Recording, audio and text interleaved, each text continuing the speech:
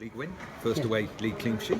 Well worked goal from a set piece. Pretty satisfying afternoon, I would have thought. Yeah, satisfying. It was a very professional performance. You know, when you come to Grimsby, you know that you're going to be under some pressure at some stage. You have to deal with that.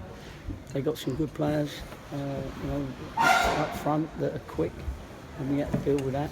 But yeah, it's a great set play that we do work on, and it's come off, which is nice. And at half time we said, don't let that set play not win us the game. And I think that gave us a little bit of impetus. But we had the game managed, of course. We had to go to a 5-4-1 pretty quick with Pelly on a yellow card and the crowd baying for his red card sort of stuff. So we thought we'd stick Malls up there and go to the 5-4-1 a little bit earlier than we wanted to.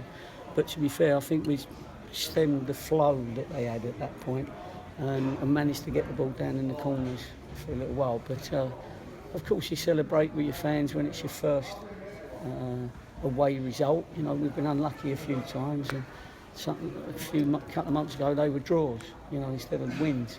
And coming to Grimsby, it's really saying that we respect them so much that we were so pleased with the result. You know what I mean? So, and it puts us 3 points closer to them.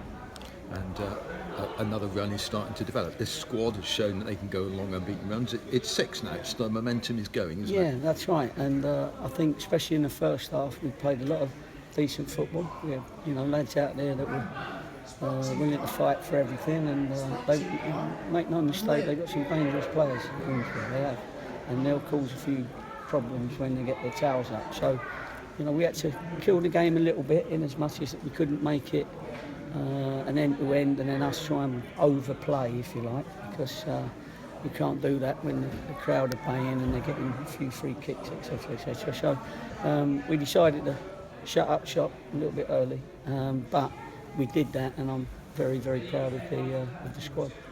And you've got your vice-captain back. He's had 2 games, yeah. And I'm sure he'll tell us 2 wins. Yeah, how important is he? I'm sure he will.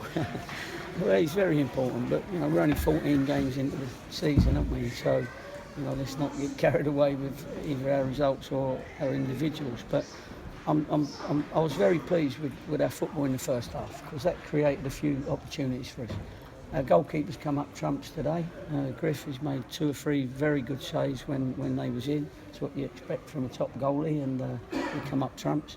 And the long journey back for our fans and us will be a happy one. I believe we've got, somebody told us, the best fish and chips in the world or something on the way home. So we'll have to, do a Egon Ronne on that, if that's the bloke.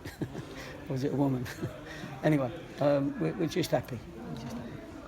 And you've got now the nucleus back. Still a few players to come out, but the nucleus, the 10 outfield players were all here last season. They used to playing together. Is that having an impact, you think, as well? Well, as people say, we've got a little bit of a DNA, haven't we?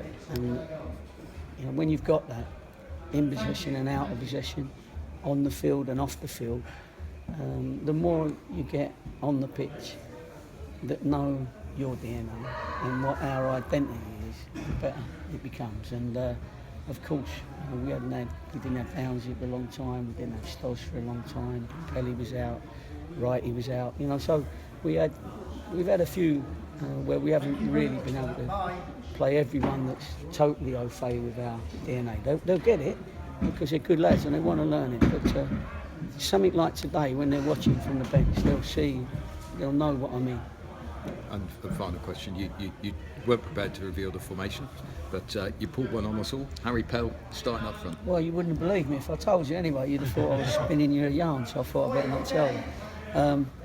Listen, we wanted somebody similar to Wrighty. I felt that Pelly was unlucky to miss the game with his red card.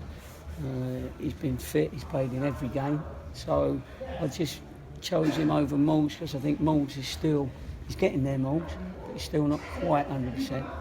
And we just said to Pelly, play your midfield game further up the field, and I thought he did fantastic. He got in on a few back stick headers, and certainly they wouldn't have thought about Pelly. Me and Russ and Wilton, we spoke about it all week, and we worked with Billy and Pelly all week, and we never saw anything that made us think, no, we can't do this. So we've done it, and it sort of come up trumps. Excellent. Well, I'll go enjoy your fish and chips. Appreciate it. Thank you very much. You're beginning to relax a bit more now about the way things Who, me? the way things are going. You see me from back here. I'm relaxed when I know that the players that are out there know the game, know our game, and they can adjust and they can game manage.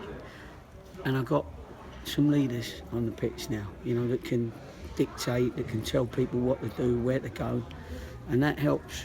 People, the quieter ones like Barts and Cranners and Billy, they're quiet, but Pars is not loud. So, but then when you get your Downses and your Stods and your Pellies and your Munses and those people, then they become your leaders. And the more leaders you've got out there, they've got you in that team. Yeah, you spoke quite critically earlier in the season about some of them have to prove that they're League Two players. Are they beginning to do that now? It's called motivation, James, isn't it? Yeah. And sometimes you do it privately and sometimes you do it publicly. I've done it publicly because I felt it was needed to be said. They know that I want them to do well. It's not something that I don't want them to do well, or I'm saying, look at me, I'm a great manager, but you're poor players. It wasn't that. It was, we're better than this, and we will be better than this. Be a part of it when it comes out. And at the moment, 2 wins, as you say, and undefeated in 6. We're getting there. Yeah, and clean sheet today. The defence held up to everything. They did. Was asked it looks a bit airy, scary, doesn't it, in the early part of the first half when they got in a couple of times. But again, you know that Stods, that Pars, Downsy, and Dickey are good players, and they know the game, so they're going to work it out themselves. Reserve game Tuesday, is that just a chance to give everybody else that's not been in the 11 and the 13 that you've used today? Yes, it is. I won't use any of the boys that played today.